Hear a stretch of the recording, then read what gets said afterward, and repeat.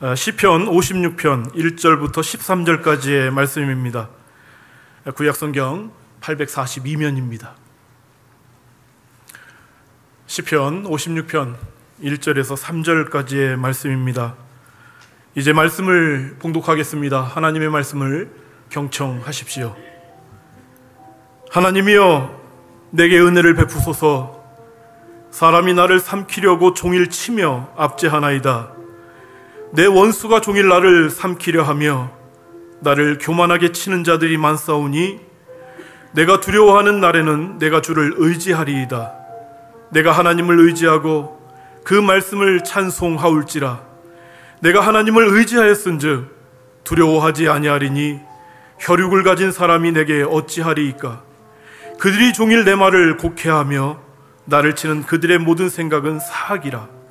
그들이 내 생명을 엿보았던 것과 같이 또 모여 숨어 내 발자취를 지켜보나이다. 그들이 악을 행하고야 안전하오리이까. 하나님이여, 분노하사 뭇 백성을 낮추소서. 나의 유리함을 주께서 계수하셨사오니 나의 눈물을 주의 병에 담으소서. 이것이 주의 책에 기록되지 아니하였나이까. 내가 아뢰는 날에 내 원수들이 물러가리니 이것으로 하나님이 내 편이심을 내가 아나이다. 내가 하나님을 의지하여 그의 말씀을 찬송하며 여호와를 의지하여 그의 말씀을 찬송하리이다. 내가 하나님을 의지하였은즉 두려워하지 아니하리니 사람이 내게 어찌하리이까. 하나님이여, 내가 주께 서원함이 있사온즉 내가 감사제를 주께 드리리니 주께서 내 생명을 사망에서 건지셨음이라. 주께서 나로 하나님 앞 생명의 빛에 다니게 하시려고 실족하지 아니하게 하지 아니하셨나이까. 아멘. 이 세상 사람들이 모두 가지고 있고요, 가장 먼저 갖게 되는 감정이 두려움입니다. 두려움은 태어나면서부터 동시에 갖게 되는 감정이죠. 누가 가르쳐주지 않았는데도 너무나도 자연스럽게 이 두려움을 갖게 됩니다. 그렇다면 이 두려움은 어디에서부터 오는 것일까? 성경을 보게 되면 두려움이라는 단어는 창세기 3장 10절 말씀에 처음 나옵니다. 아담과 하와가 하나님의 말씀을 저버리고 죄가 또 그 인간에게 임하게 되죠. 그들은 나무 뒤에 숨어서 아담아, 네가 어디 있느냐? 그들을 부르시는 하나님의 말씀에 내가 벗었으므로 두려워하여 숨었나이다. 이렇게 대답을 해요. 아담과 하와는 지금 나뭇잎으로 치마를 만들어 두르고 있습니다. 이전에는 그들이 완전히 벗었음에도 불구하고 두려워하지 않았어요. 왜 이들에게 두려움이라는 감정이 생겨났습니까?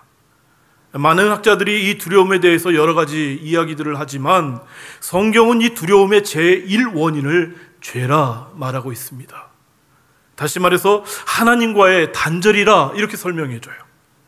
그들에게 죄가 있기 때문이라는 것입니다. 가장 친밀해야 하는 하나님과의 이 관계에 커다란 문제가 생겨났기 때문이라는 사실이죠. 그로 인해서 누구보다도 아름다운 삶을 살 수 있는 인간에게 두려움이라는 감정이 생겨났다 설명합니다. 그리고 이 두려움이라는 감정 때문에 이 땅의 사람들은 너무나도 많은 일에 제한을 받고 살아갑니다. 물론 어떤 심리학자는 두려움은 인생에서 가장 강력한 힘 중에 하나로 의사결정과 행동 결과에 영향을 준다, 이렇게 말하고도 있어요. 그러나 그것도 여러분 어느 정도 감당할 수 있는 두려움이나 그런 것이지, 진짜 두려움은 전혀 그렇지 않아도 되는 상황에서조차 삶의 자유함을 뺏깁니다. 심지어 삶 자체를 빼앗기기도 해요. 여러분, 오늘 우리가 읽은 이 시편의 말씀은 우리 인생이 이러한 두려움이라는 상황 가운데 있을 때에 굉장히 큰 도전과 권면을 주는 말씀입니다. 함께 읽은 말씀을 보게 되면 이 말씀 제목이 나와 있습니다. 다윗이 가드에서 블레셋인에게 잡힌 때에. 그래서 지금 다윗이 어떠한 상황인지 우리는 이 시편의 말씀을 예측해 볼 수 있어요. 이 상황이 언제 이렇게 벌어진 상황이겠구나. 이스라엘 초대 왕이었던 사울, 동시에 다윗의 장인이기도 했던 이 사울의 추적과 죽음의 위협을 피해서 다윗은 10여 년간을 조국을 떠나서 방랑 생활을 해야 했었습니다. 사울의 위협이 얼마나 강했는지 다윗이 이스라엘 내에서는 더 이상 도망칠 곳이 없어요. 당시 그래서 이스라엘 최대 적대국이었던 블레셋 땅에 도망을 치게 되는데 하필 도망을 친 곳이 가드 땅입니다. 그 가드 땅에 피신하면서까지 목숨을 부지하지 않으면 안 되는 그 절박한 상황 가운데 지금 다윗이 놓여 있어요. 참고로 블레셋 가드 땅은 어떤 땅입니까? 다윗이 죽인 골리앗의 고향이기도 해요. 얼마나 급했으면 그가 그런 땅으로 피신을 했겠어요. 결국은 그곳에서 블레셋 사람들에게 잡혔고요. 다윗을 원수로 알고 있는 그들의 기세는 다윗에게 말할 수 없이 심각한 위협이 되었습니다. 여러분 1절과 2절의 말씀을 통해서 사람들이 나를 삼키려고 종일 치며 압제하나이다. 내 원수가 종일 나를 삼키려 하나이다. 그렇게 고백을 해요. 여기서 삼키려 한다라는 이 말은 탐하다, 몹시 원한다라는 의미를 가지고 있습니다. 그들은 지금 다윗의 생명을 죽이기 위해서 광분해 있는 상태라는 거예요. 그런 상황에서 하나님을 향한 부르짖음의 고백이 바로 오늘 우리가 읽은 말씀이에요. 여러분, 그런데 우리가 주목해야 할 것은 이 본문의 다윗은 이 환난에, 이 두려움으로 가득 찬 이날에 원수들이 호시탐탐 자신을 죽이려고 생명을 노리는 위급한 상황 가운데에서도 하나님을 의지하는 신앙을 결코 버리지 않아요. 여러분 3절의 말씀 우리 한번 같이 읽어보시겠습니까? 내가 두려워하는 날에는 내가 주를 의지하리이다. 여러분 이 말씀에서 다윗이 두려워하는 날 이렇게 말하는데, 여러분 여기서 두려워하는 날은 그냥 두려운 날이 아니에요. 이것은 아주 심각한 두려움입니다. 심히 아주 크게라는 말을 의미해요. 이 말은 결코 엄살이 아니었습니다. 지금 다윗은 아기스 왕 앞에서 침을 질질 흘려가면서 미친 척을 하지 않고는 결코 목숨을 보장받을 수 없는, 여러분 그때 상황을 기록한 사무엘상 21장 12절의 말씀을 통해서 이렇게 표현하죠. 다윗이 가드 왕 아기스를 심히 두려워했다.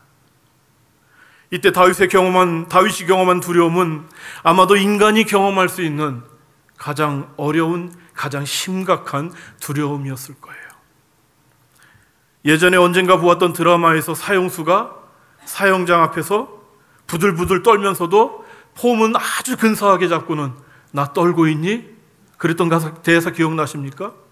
그거하고는 비교할 수도 없는 두려움이 지금 이 다윗에게 있었던 두려움이었어요.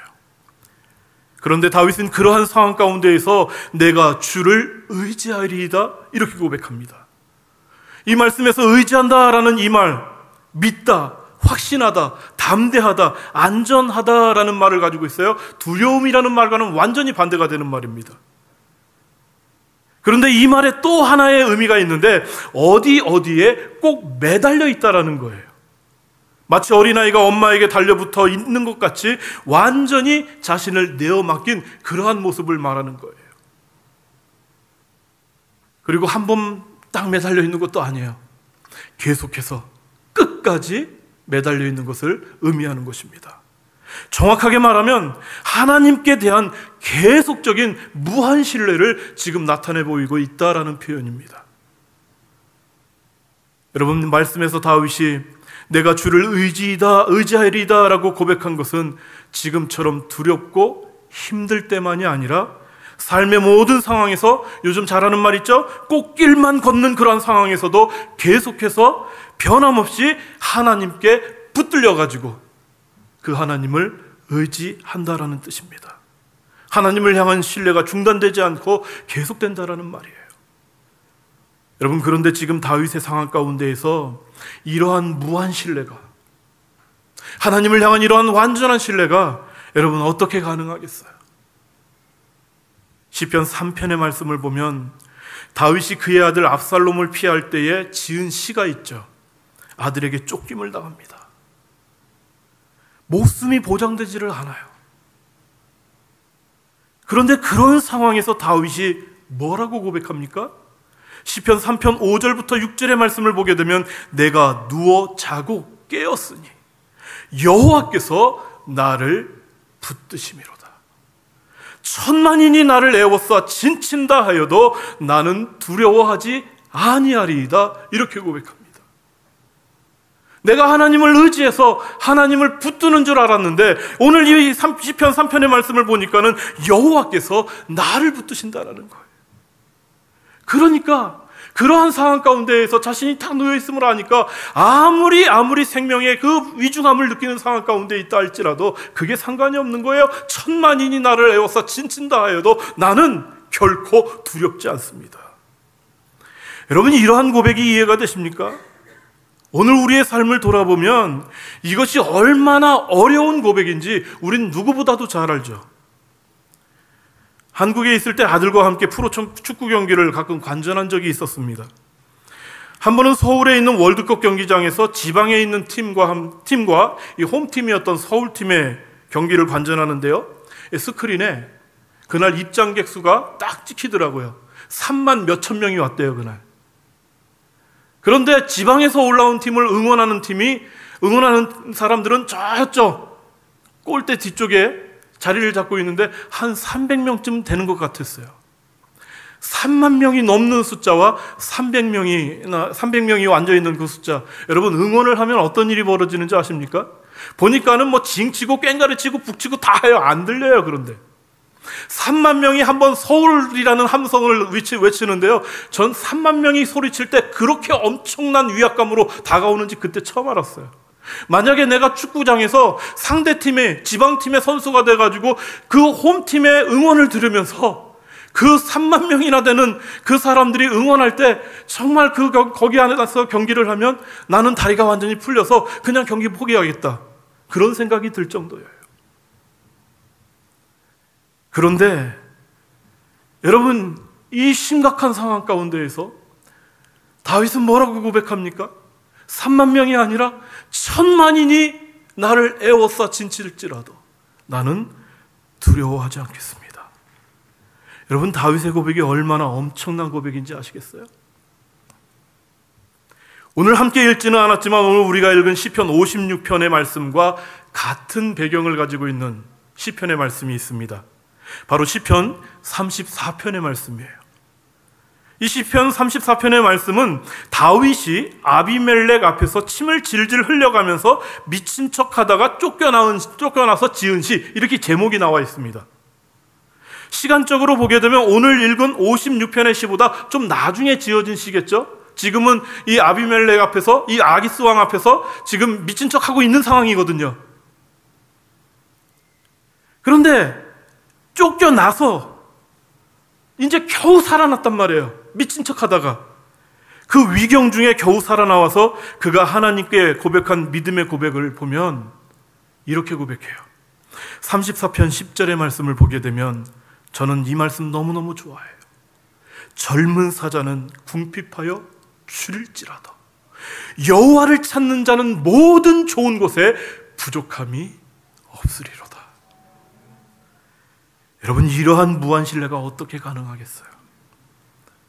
시편 34편 8절의 말씀을 통해서 그 비결을 가르쳐 줍니다.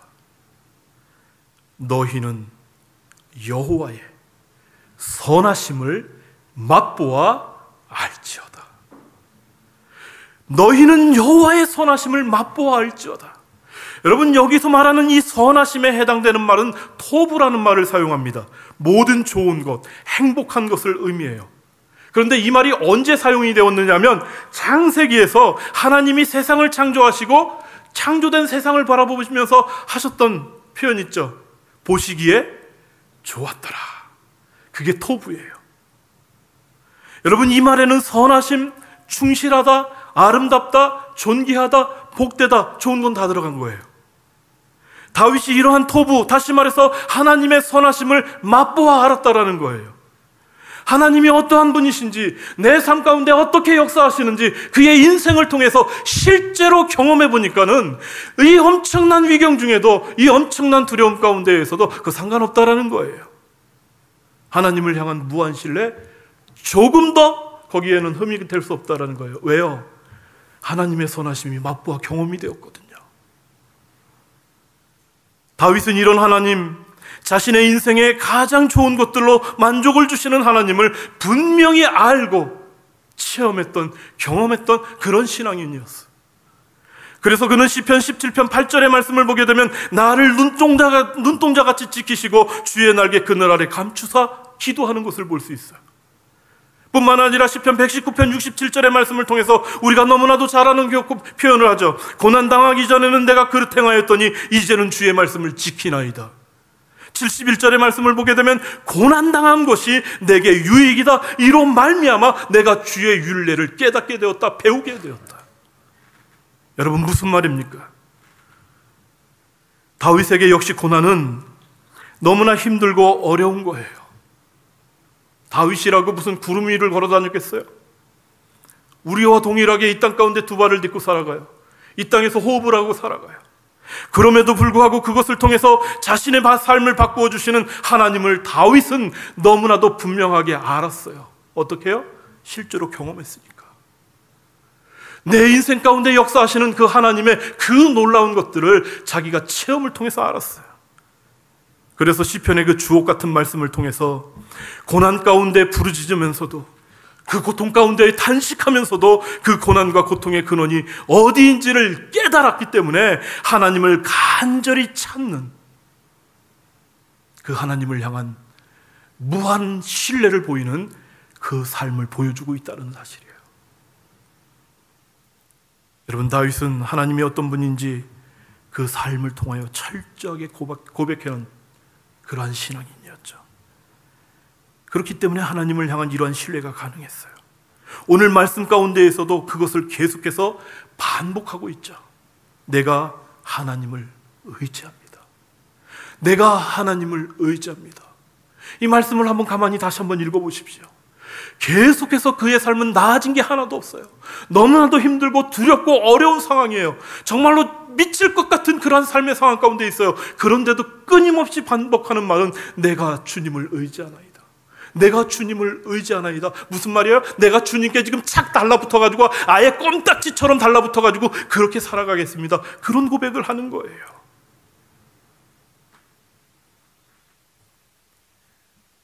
여러분, 내가 주님을 의지합니다.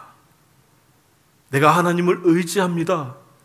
여러분, 이런 믿음의 고백을 하는 인생, 이 땅 가운데서 어떤 인생 살아갈 수 있는지 아십니까? 오늘 말씀 보세요. 첫째, 사람이 두렵질 않아요. 여러분, 4절의 말씀 보십시오. 내가 하나님을 의지하고 그 말씀을 찬송하올지라. 내가 하나님을 의지하였은즉 두려워하지 아니하리니 혈육을 가진 사람이 내게 어찌하리이까. 여러분, 11절의 말씀에서도 동일하게 고백하는데 한번 읽어주시겠습니까? 내가 시작.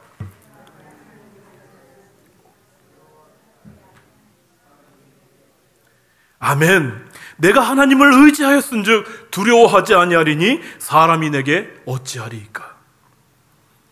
이 종교개혁자 마틴 루터는 하루 종일 하나님의 뜻을 이루기 위해서 세상에서 싸우다가 저녁이 되면 창가로 다가가서 이렇게 기도했다고 하죠. 하나님, 이 세상이 제 것입니까? 아니면 하나님 당신의 것입니까? 하나님, 이 교회가 제 것입니까? 아니면 당신의 것입니까? 하나님, 당신의 세상이고 당신의 교회라면 그것을 친히 돌보십시오. 저는 이제 잠이나 자러 가겠습니다. 여러분, 생명의 위협 앞에서도 사람을 두려워할 이유가 없는 것은 이 모든 것이 심지어 나조차도 하나님의 것이기 때문에 그래요. 다윗은 남을 공격하다가 당하는 괴롭힘이 아니라 그를 시기하고 질투하는 사람들에게 당하죠. 특히 사울 왕에게 엄청난 시련을 당하면서 죽음의 위기를 수없이 맞게 돼요. 그러나 그때마다 하나님께서 위기를 모면케 해주셨어요. 때문에 다윗은 하나님을 의지하면 자기의 생명을 노리는 원수들이 아무리 많다 할지라도 결코 두려워할 이유가 없다라는 것을 그의 삶을 통해서 그가 늘 확인했어요. 언제나 지켜주시고 건져주시는 하나님을 알고 있었어요. 그러니까 아까 제가 말씀을 드렸던 시편 3편 5절부터 6절의 말씀을 통해서 이렇게 담대하게 고백하는 거예요. 내가 누워 자고 깨었으니 어떻게 그런 상황 가운데 이게 가능해요? 여호와께서 나를 붙드시기 때문이다. 천만인이 나를 에워싸 진친다 해도 나는 두려워하지 않겠다. 여러분, 하나님을 의지하는 자는 이 땅에 사람을 두려워하지 않는 거예요. 둘째로, 하나님을 의지하는 자는 하나님이 내 편이시기 때문에 세상을 겁내지 않아요. 여러분, 9절의 말씀 보십시오. 내가 아뢰는 날에 내 원수들이 물러가리니 이곳으로 하나님이 내 편이심을 내가 아나이다. 여러분, 말씀에서 다윗은 자신이 기도할 때 원수들이 물러간다 이렇게 분명하게 고백하죠. 그런데 내가 아뢰는 날을 아주 강하게 강조합니다. 정확하게 말하면 내가 아뢰는 그때에, 다른 때가 아닙니다. 그냥 나도 생각하지 못했던 그때가 아니에요. 내가 아뢰는 바로 그 시간, 그때에 하나님께서 그 원수들을 물러가게 해주신다는 거예요. 여러분, 이러한 다윗의 확신에 찬 이 기도는요, 우리가 구약 성경을 보게 되면 모세가 아말렉과의 전투에서 어떻게 합니까? 딱 산에 올라가가지고 손을 들어서 기도할 때 어떤 일이 벌어져요? 아말렉 군대를 이기는 역사가 나타나죠. 그러다가 팔이 아파요. 힘이 점점 빠지니까는 이 손이 점점 내려올 때 어떻게 됩니까? 아말렉 군대에 이스라엘 군대가 밀려요. 그러니까 아론과 우리 옆에 있다가 딱 손을 들어가지고 안 됩니다 딱 하면서 딱 들어주지 않습니까? 어떤 일이 벌어집니까? 그걸 보는 눈앞에서 보는 상황 가운데에서 아말렉 전투에서 완전히 이스라엘이 이겨버리죠. 사무엘도 그런 경험이 있어요. 여호와께 부르짖을 때에 큰 우레를 발하여 블레셋을 무찌른 사건이 나타납니다. 여러분, 오늘날로 말하게 되면 내가 정말로 필요한 그 순간, 그 결정적인 순간에 뭔가 미사일 버튼 하나 탁 누르면 쭉 하고 날아가가지고 적을 완전히 초토화시켜버리는 그것과 동일한 거예요. 내가 아뢰는 그때에, 내가 하나님께 기도하는 그때에 원수들을 이길 수 있다. 왜요? 하나님이 내 편이시기 때문이라는 거예요.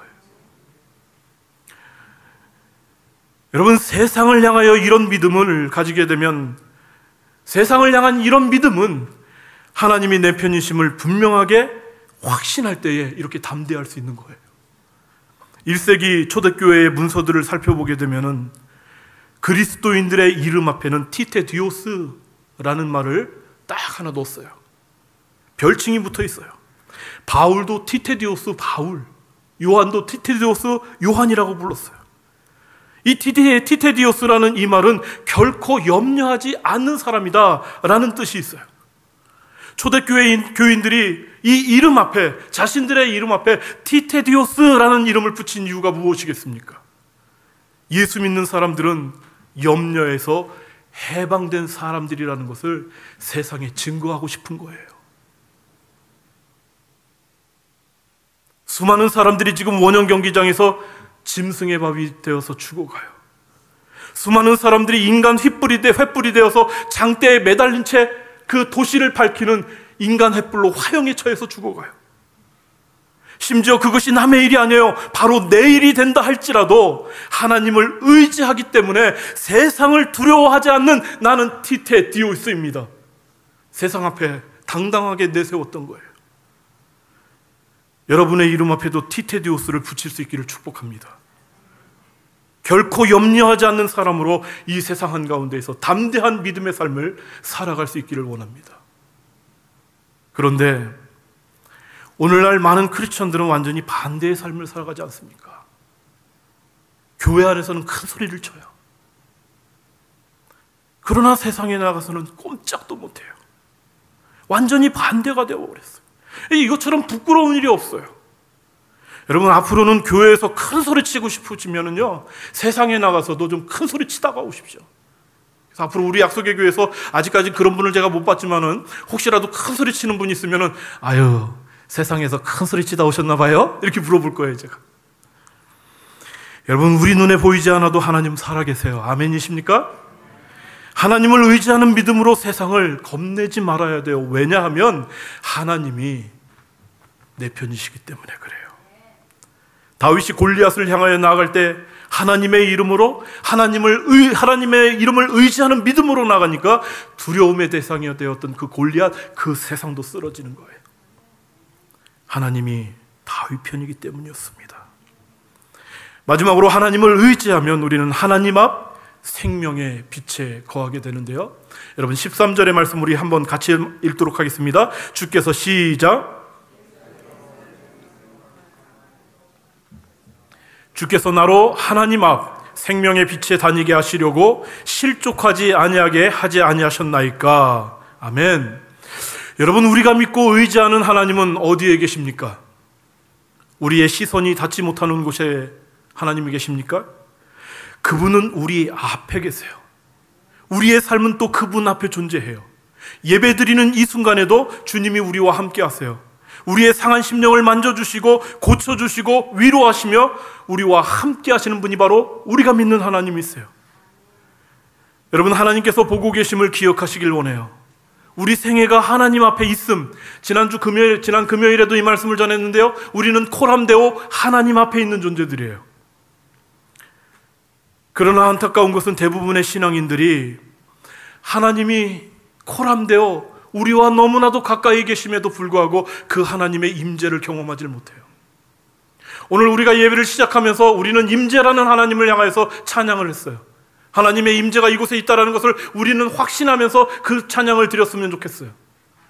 그러나 그러한 찬양을 100만 번 불러도 하나님의 임재를 예민하게 경험하지 못하는 그러한 인생들이, 그러한 믿음의 사람들이 이 땅에 참 많이 있어요. 안타까운 일이죠. 대부분 하나님의 임재에 대해서 둔감해요. 하나님의 임재에 대해서 둔감했었던 이 프랭크 로바크라는 사람이 이러한 고백을 합니다.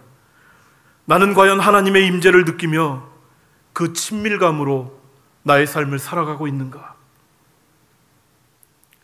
이 질문을 날마다 자신은 스스로에게 하면서 살아가는 거예요. 이분은 1884년 미국에서 태어나서 문맹자들을 위한 선교에 헌신하셨던 분이세요. 그분은 하나님의 임재 안에 머물기를 갈망하면서 일기에 이렇게 적어나가기 시작했습니다. 하나님과 영적 교류를 항상 유지할 수 있을까? 깨어있는 동안 내내 그렇게 살다가 잠들 때 그분의 품 안에 잠들고, 너무 멋있죠? 다시 깰 때 그분의 임재 안에 깰 수 있을 것인가? 그 임재에 도달할 수 있을까?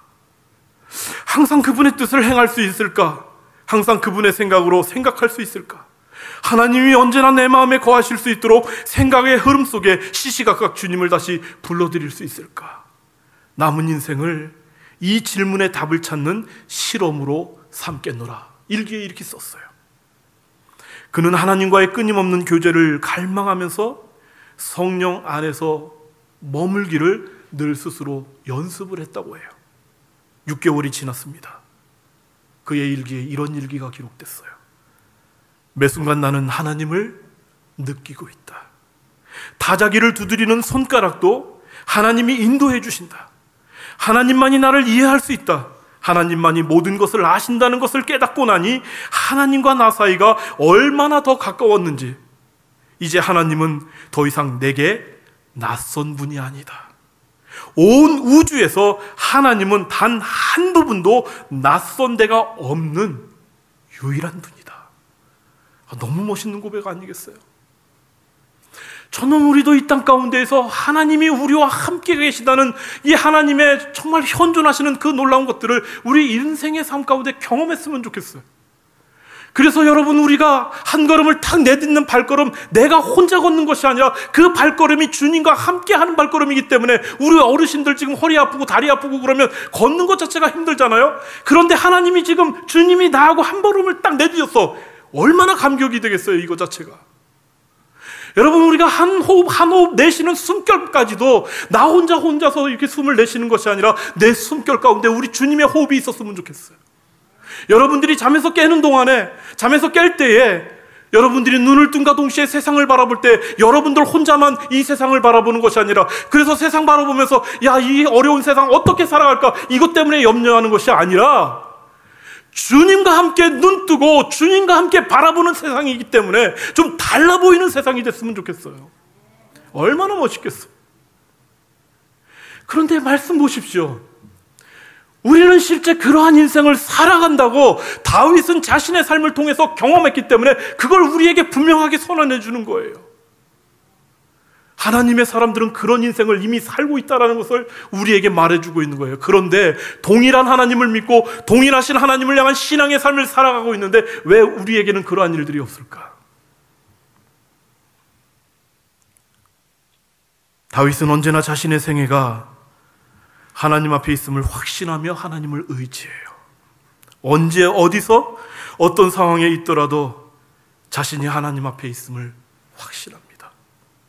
원수들의 공격 앞에서 두려움에 사로잡히기도 했지만 이내 두려움에서 벗어날 수 있었던 것도 하나님 앞에 거한다라는, 내가 하나님 앞에 거한다는 그 코란데오, 그 신앙이 있었기 때문이에요. 그렇기 때문에 다윗은 이 환난 중에도 오히려 찬양해요. 이게 말이 되는 고백인지 한번 확인해 보십시오. 오늘 우리가 읽은 본문 10절부터 11절의 말씀입니다. 내가 하나님을 의지하여 그 말씀을 찬송하며 여호와를 의지하여 그 말씀을 찬송하리이다. 지금 죽을 것 같은 고통 가운데 있는데요. 말할 수 없는 두려움이 지금 있는데요.